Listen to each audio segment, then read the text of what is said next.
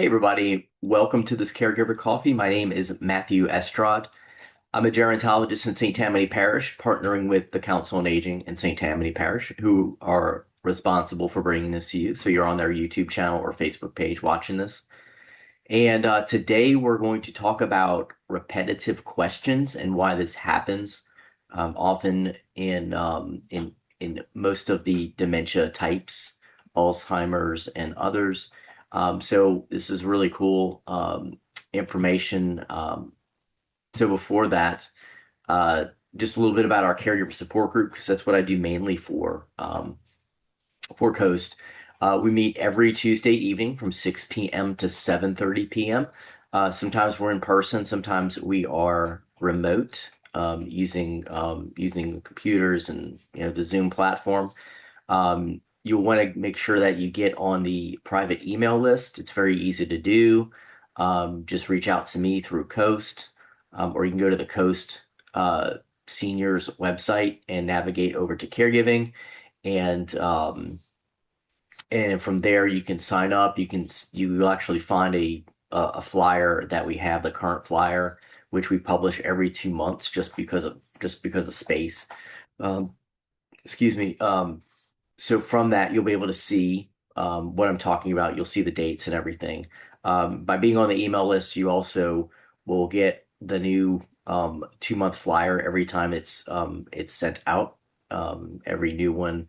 And then every Tuesday, you'll get an email. Every Tuesday morning, you'll get an email reminder of, hey, we're in Slidell, or hey, we're on Zoom tonight. Here's the Zoom link.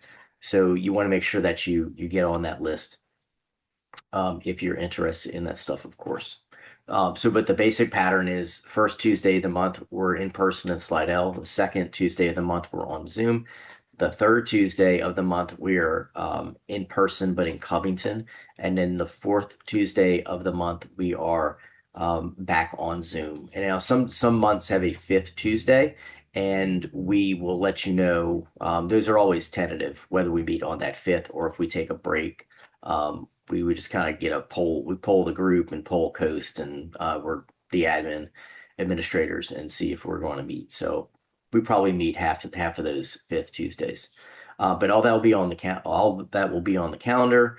And if it's still tentative on there, you'll find out via email whether we're going to meet. So with the housekeeping out of the way, let's jump into this really important and cool topic.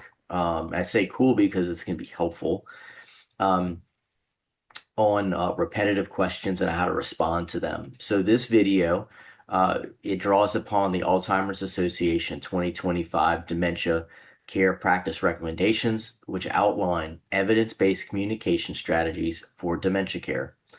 This behavioral framework is grounded in the DICE approach, DICE. It stands for Describe, Investigate, Create, Evaluate. It was developed by Kales, Gitlin, and Liketos, and is one of the most widely accepted non-drug or non-pharmacological models for managing dementia-related behaviors. Additional guidance comes from the National Institutes of Health and the Hartford Institute for Geriatric Nursing, both of which have provided validated caregiver communication strategies. So I think you're going to find this really helpful. I know about the DICE method and NIH and the Hartford, and I've recommended this to folks. And then the information is actually free on their website, so I should be able to share that as well. You just, from what I remember, you just sign up and then you get access to the training. So if you like this brief instruction and training on DICE, you can actually take the full training online. So why does repetition happen? They're often one of the most common and stressful of the dementia behaviors. And I'm gonna so dementia behaviors is in here a lot, and they are behaviors. I really think of them, and I think the researchers do also, as expressions. So we see behavior, but they're really trying to express something, and they're not able to express it like you or I would be able to. So it comes out as behavior, such as repetition. So I'll be using, sometimes I'll say behaviors, but I'm really trying to say expressions. That's what I prefer to say. All right, so these expressions happen because the brain can no longer hold on to new information, even for a few seconds. And the person is not trying to annoy you. They're experiencing a real gap in memory, and the question feels brand new to them every time. Repetition can be a sign of anxiety, such as I need assurance. It could be boredom. I need stimulation. It could be fear. I don't understand what's happening. It could be disorientation, like what time is it and where am I? Even if they're in their home of many, many years. The Alzheimer's Association notes that repetition often increases during transitions, fatigue, and unfamiliar environments. So they're not remembering what they're being asked, and they're not remembering that you answered. So first, we'll start with what not to do before we get into the DICE method. All right, so what you want to avoid doing is saying, I already told you that, or you keep asking me that. That can increase anxiety and escalate behavior.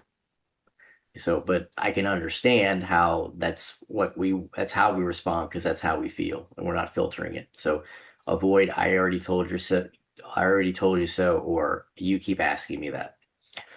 Correcting or arguing doesn't work because the memory system is impaired, not the reasoning system. Showing frustration, even if it's unintentional, can make the person feel ashamed or unsafe. And the DICE method approach emphasizes avoiding confrontation because it reinforces the behavior rather than reducing it.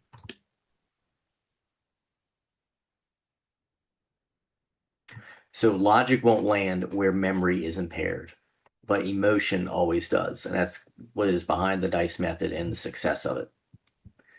All right, so it's a four-step response. So DICE, what we'll go over in the DICE model. All right, so first you want to validate the emotion. Before answering the question, respond to the emotion underneath it. Here's some examples. You're wondering about that, or I can see this is important to you, or you're feeling unsure. I'm here with you. So these are three things that address the underlying emotion, that recognize the emotion, it validates and reduces anxiety, which can often reduce repetition. All right, so that's the first one. Next, give a brief, simple answer. You want to keep them brief and consistent. Avoid explanations because they can overwhelm. Here's an example. The question that you're being asked over and over is, when are we going to the doctor? Answer, at 2:00. If they answer again, if they ask again, repeat the same short answer. Next is redirect gently. After answering, shift to a calming or engaging activity. Here's an example. Let's have some tea. Can you help me fold these towels? Look at this photo. All right, so they've asked the question. We've said, when are we going to the doctor? At 2:00, and then you shift to that next thing. You'd have to have that activity ready. And these are not hard activities either. I mean, you just need to remember these things, have tea or have coffee, have these towels available to be folded. All right, you can use visual aids. You can use whiteboards with daily schedules. Sometimes those work with some people, some of the time. You can use sticky notes.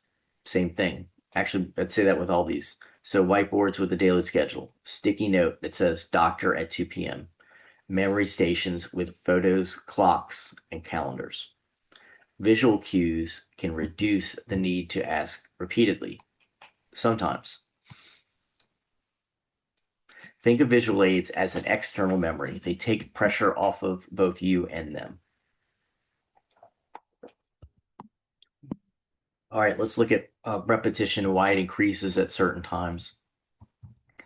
It could be fatigue. because the brain can tire easily, especially in the late afternoon. And many people know this as sundowning.